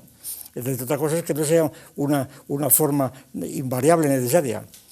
Entonces, lo que percibimos es lo blanco en el objeto. Ahora bien, si lo blanco lo percibo del objeto, es porque en ese objeto apotético que está allí, que es objetivo, porque es intersubjetivo por de pronto, ese objeto tiene que producirme en mi cuerpo, en mis terminaciones nerviosas, es decir, no en mi mente, ni en mi cerebro. En mis terminaciones nerviosas tiene que producirme unos efectos tales que pueda percibirlos como semejantes en el objeto. Luego, el fundamento de la semejanza está la conexión que hay entre los objetos, que tienen que tener algo en común, pues textura de la piel, pues yo qué sé, pigmentos en la piel, lo que fuera, composición química determinada, tal, que me produce la sensación de blanco. Y la semejanza entre ellos, la semejanza subjetiva, corresponde a una relación de semejanza, a una conexión objetiva. Esa conexión se pierde, pues puede ser genética, como lo es, y entonces pues la cosa todavía se fortalece, o bien, y si es genética, que ya es totalmente objetiva. Entonces el ser blanco o negro es objetivo, no estará en el genoma, como dicen algunos, pero está en el código somático, no en el código genético. Es decir, es innata, no. Es decir, que no está en el genoma porque no hay un gen de blanco, según dicen algunos, otros dicen que sí. Es exactamente lo mismo para los efectos, ¿no? Es decir, es una producción que se produce necesariamente en los programas somáticos, aunque no esté genéticamente determinada, pero indirectamente lo está. Entonces, quiero decir que hay también una conexión. Y cuando no hay esa conexión, entonces sí se puede hablar de relación de razón, de una sugerencia puramente de razón, donde no hay razón, pero las relaciones de razón no son relaciones, esa es la cuestión. Esa es la tesis central, que las relaciones son reales o no son relaciones, y lo que llamamos relaciones de razón no son relaciones. Yo ponía hace años un ejemplo, pues totalmente, pues eso, descabellado, como me parece propio para hablar de relación de razón. La relación entre Odoacro, el rey de los érulos, cuando Alarico y demás, la relación de Odoacro y la Sinfonía 29 de Mozart. No hay ninguna relación. Entonces, ¿qué es lo que hay? Pues no es que no hay relación. Primero, Odoacro no pudo tener contacto con la Sinfonía 29 de ninguna manera. Y Mozart no sabía quién era Odoacro, nada. Eso es una cosa completamente... Entonces hay una relación de razón, no es relación. Es sencillamente que un individuo asocia dos palabras y entonces se le ocurre... Hombre, yo no digo que si el que hace esta relación es un ensayista de primer orden, pues da lugar a un movimiento y empiezan a hacer tesis doctorales sobre el asunto y se crea allí una relación como si fuera objetivo, ¿verdad? Y luego van a desenterrar los huesos de Odoacro y tocan un concierto allí al lado de él. Entonces ahí hay una relación, pero ya sería con los huesos es decir, no hay relación, sencillamente. Es decir, es una relación de razón, es decir, no hay relación. Por eso la insistencia, que era el tema también discutido por los escolásticos, de que la relación no es algo común a las de razón y a las reales. Las relaciones son reales o no son relaciones. ¿Claro? Y entonces las relaciones empiezan a ser formas sin las cuales nuestra concepción del mundo desaparece, pero que tienen una estructura M3 y por tanto que se mueven en el horizonte del mundo visible, del mundo es decir, de los fenómenos, y que es lo que llamamos M sub I, y que este M sub I no es M, no es la materia ontológica general, como tantos piensan. O sea, no es que una vez que conozcamos el mundo hemos conocido la realidad, no. Las ciencias no tratan sobre el universo, es una de las tesis que defendemos fuertemente. No hay ninguna ciencia del universo, eso es una fantasía de los cosmólogos, pues hay otros muchos. No hay ciencia del universo. Las ciencias son de dominios del universo, tales como el sistema solar, como los circuitos electromagnéticos o las formas de parentesco, son dominios, categorías, y allí están las relaciones necesarias, que son las identidades sintéticas, pero en fin, esto es otro cantar. Bueno, pues nada, si les parece que hablemos algo, así lo dejamos, ya queda un poco el ciclo.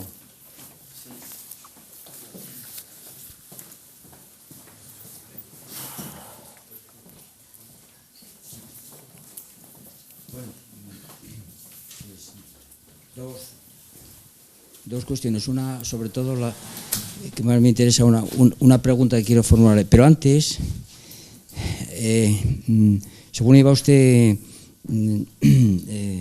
tratando las relaciones entre la lógica formal y la lógica material, inmediatamente me llegó a mí, se me puso ante pues aquellas referencias que hacen los estoicos a la deducción natural, las famosas fórmulas que todos los profesores de lógica pues tenemos que conocernos bien, el modus ponens, el modus tollens, es decir, la flecha del condicional, el conjuntor, que son naturalmente símbolos de la lógica formal, pues digamos que ellos los obtuvieron de lo que podríamos llamar relaciones materiales reales, es decir, la argumentación material.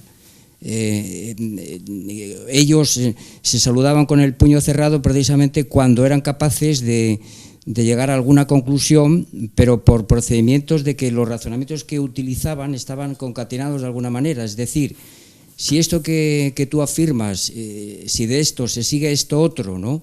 Y tenemos lo primero, pues entonces, o sea, si lo primero, entonces lo segundo, se da lo primero, o sea, en las condiciones materiales, pues todos tenemos lo segundo.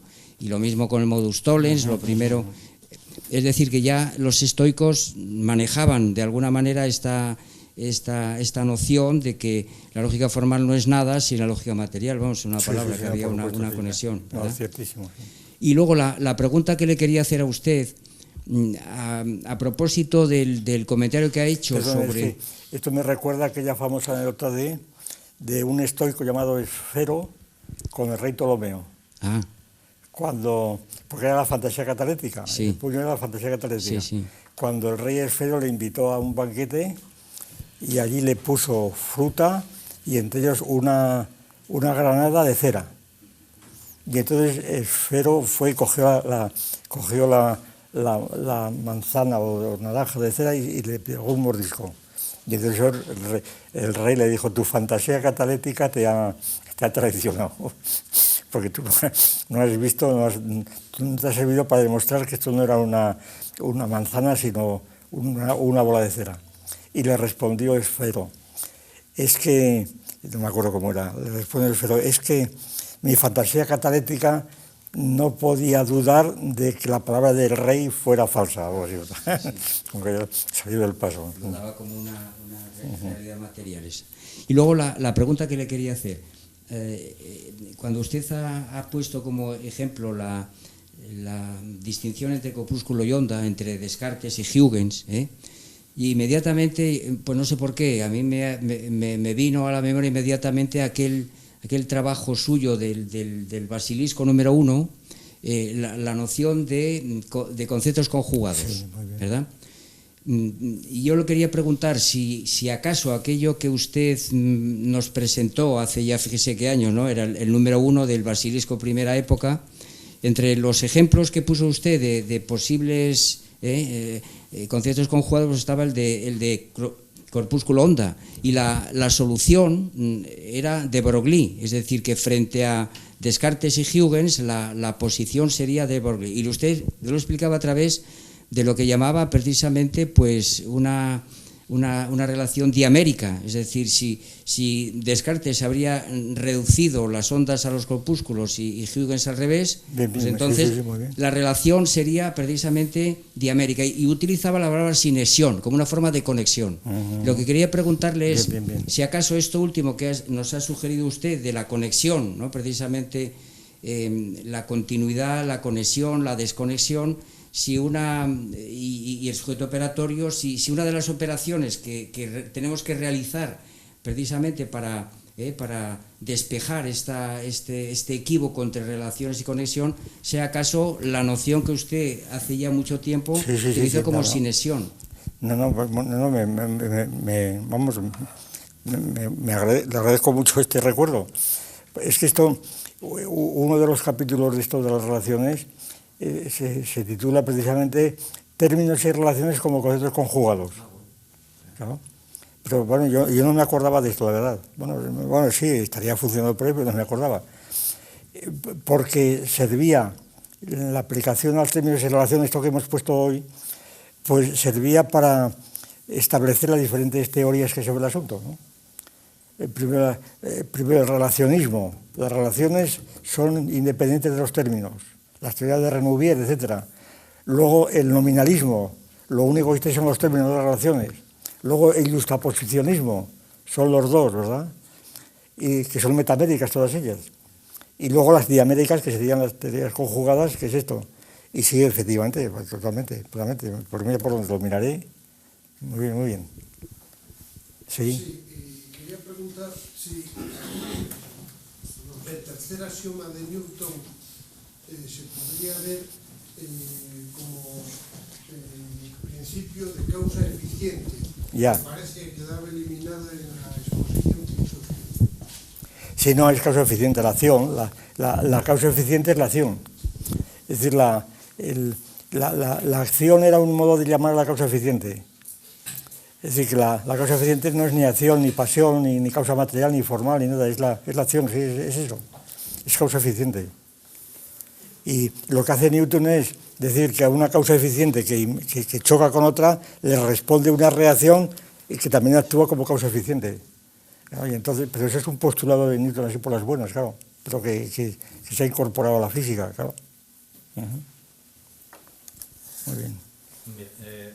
Mi interés está en relación a la idea de espacio que ha mencionado usted de Demócrito, y en relación también a la definición que da de Aristóteles de relación, porque parece que Aristóteles parte de la idea de que las sustancias pueden soportar relaciones, pero es posible también considerar que las relaciones puedan dar lugar a una sustancia o a las sustancias, o alguna sustancia, o alguna realidad, vamos a decir así. Digo esto porque me recuerda una cosa que hizo Demócrito cuando entra en la contradicción de la idea de espacio, de la idea de vacío, que es una realidad, cuando él parte del axioma de que solo hay átomos y vacío, y dice, te átoma kai kenon, en realidad solo la única realidad es átomos y vacío.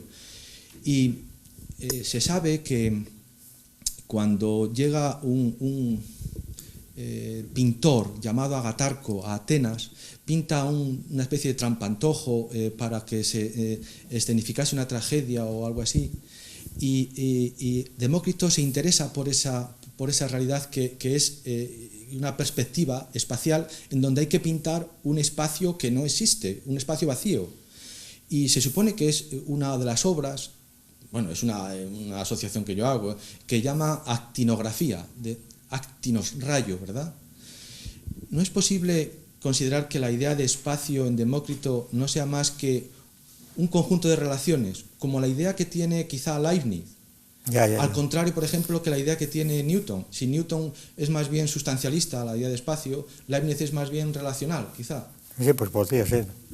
Habría que estudiarlo más.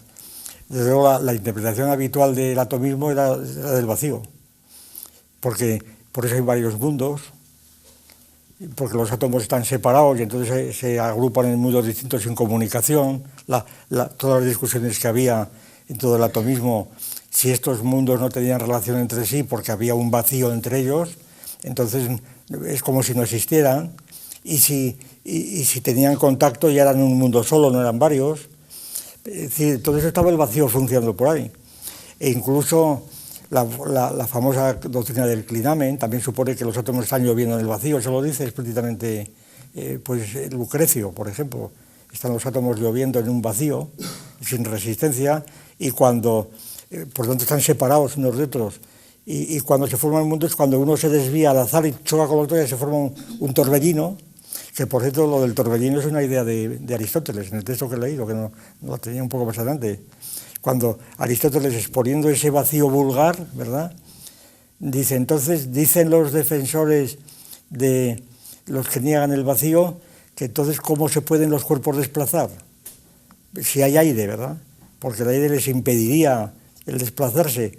Y dice Aristóteles, sería fácilmente reemplazando unos cuerpos por otros y dando la vuelta en un torbellino, que es lo que luego dice Descartes, ¿no? Ahora, esto de Demócrito, pues sí, podría interpretar así, no digo que no. Y así lo han interpretado algunos relacionistas, Renouvier y todos estos. Es decir, que serían todos relaciones, que es un poco también la idea de corpúsculos y onda, otras interpretaciones de las que hay allí, ¿verdad? En el fondo, lo que habría serían ondas, relaciones, diríamos, redes de relaciones cuyos nudos son los corpúsculos. Pero claro, eso es una pura metáfora de tela de araña. Es decir, yo no creo que eso sea una explicación filosófica, es un modelo de tela de araña, ¿verdad? Esto es una red, la tela de araña pues son todo hilos y que los nudos forman eso, pero tan corpúsculos son los nudos como los hilos. Es decir, que los átomos me parece que no se conciben como hilos, sino como nudos. Y además no hay hilos tampoco, porque Demócrito, el fundamento de las relaciones, si Demócrito admite, son los choques de unos átomos con otros. Es cuando se forman las figuras. Son choques al azar. Que es una teoría que volvió a resucitar Monod, en eso del azar y la necesidad. Son choques al azar de átomos, de moléculas o lo que fuera, o de partículas elementales de corpúsculos, y al azar forman figuras pues fugitivas, efímeras, pero son lo único que hay, lo único que se puede ver después, que es visible. No sé, yo no digo que no se pueda interpretar así al vacío, será una reinterpretación del atomismo. Otra cosa es que se le puede atribuir a Demócrito eso, o a Lucrecio, vamos. Claro, de Epicuro no se sabe casi nada, como es bien sabido, digo, de Demócrito. Pero Lucrecio, vamos, que está más a mano, porque Epicuro también pues son las cartas a Meneceo y todo esto de Diógenes, también son fragmentos, es decir, tampoco hay textos directos, más que muy pocos. Es decir, el único texto así entero es el de Lucrecio, claro que también, bueno, y parece que es muy fiel a toda la doctrina epicúrea, porque te va explicando al detalle la lluvia y el rayo y todo eso desde el punto de vista atomístico. Quiere decir que es una cosa muy elaborada ya y muy discutida. Y también se habla del vacío, claro. Ahora no sé.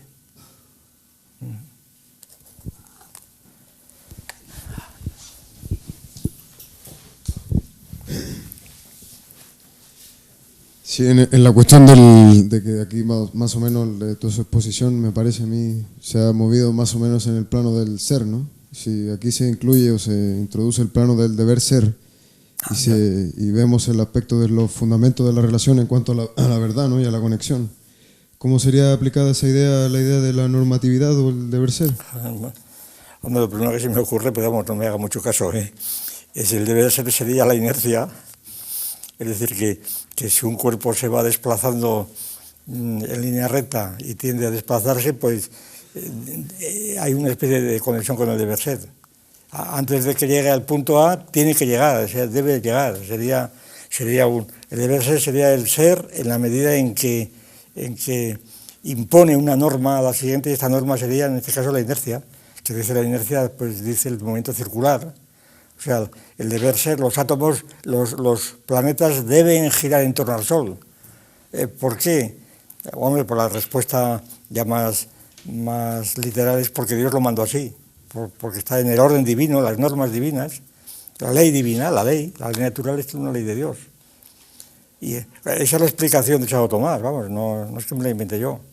Es decir, el deber ser Es decir, los astros giran en círculos porque es la norma que Dios les impuso, porque están obedeciendo a Dios. Como los hombres también deben ser monárquicos porque obedecen a Dios, a la autoridad del rey suprema. La diferencia es que los hombres son libres y pueden dejar de obedecer, pero los astros no, tienen que obedecer. Es decir, el deber ser de los astros no tiene excepción, los de los hombres sí, porque somos libres. Nada, es un modo de todos contentos, ¿verdad? Veamos si hay una conexión, yo creo. Pero no ya a través ¿Sería de verdad? ¿No sería de un tipo de verdad? En el caso de Dios es una explicación teológica, pero yo cuando se me ha ocurrido la conexión con la inercia no era pensando en Dios, sino pensando en el isomorfismo, por decirlo que sea así, entre una trayectoria recta, efectivamente real, cumplida por un cuerpo inercial, y lo que le falta de cumplir. Lo que le falta de cumplir está determinado por lo anterior, de manera que se puede decir que el cuerpo sometido a la ley de inercia en cada momento debe seguir el deber no como un deber moral, sino como una norma objetiva. Tiene que ir allí y no al azar, ¿verdad? Pues dar un giro o desviarse un ángulo, no tiene que ir allí. Y así, en esta línea, pues muchos ejemplos. Me acuerdo ahora pues de la ley de Snell, la reflexión de la luz, ¿no? El rayo incide y entonces describe con respecto a la normal un ángulo exactamente igual. O sea, el rayo debe hacer un ángulo de los mismos grados que el de incidencia, el de reflexión. Pues ahí se dice también el debe hacer esto, y si no lo hace, hombre, el deber aquí es una metáfora, no es que deba como debe un deber humano, es que está obligado a hacerlo. Y si no lo hace, pues hay alguna razón que tendrá que explicarlo, por qué se desvía, porque hay una atracción, por lo que fuera. Hay que explicar la razón por qué se desvía de la norma. Es decir, la norma impone una necesidad en la conducta, y si no la cumple hay que explicar por qué no la cumple. En el caso humano ya se sabe, la libertad, cada vez se tiende menos a la libertad. Si un individuo no cumple la norma es porque está loco o porque ha tenido estos casos de los crímenes ahora de Sevilla y de Córdoba, ¿no? Pues no es que están locos o que están mal educados o lo que fuera, es decir, siempre se buscan excusas, y además los jueces tienden a ellas para poner las penas más suaves posibles en nombre del garantismo que tiene el garantizar la libertad de las víctimas, porque si han obrado mal no es por ellos que obrarían bien, sino porque por las malas compañías o las drogas o lo que fuera, pero ellos hubieran sido buenos, y por esto, como son buenos, hay que rehabilitarles rápidamente, ¿no? Para que vuelvan a ser buenos. Se les meten en la cárcel unos años y ya salen otra vez buenos, que para eso son. O sea que yo creo que sí que tiene conexión, mucho, sí. Lo que pasa es que ahí el deber ser no tiene el sentido moral, pero tampoco la ley de Newton no tiene el sentido de una ley dada por una autoridad. Las leyes de Newton son funciones, pero se llaman leyes, y las leyes de la naturaleza, quiere decir que es lo mismo que la ley también hay un estudio sobre la ley en este libro de Nedhal sobre el milenio, sobre los chinos, sobre el origen de la ley, y pues da una serie de tradiciones chinas, que es la misma metáfora. Es la metáfora del orden natural y el orden social. Si el orden social está dirigido por leyes y el orden natural también, pues las leyes, y entonces la explicación teológica es inmediata, es que Dios hizo esas leyes.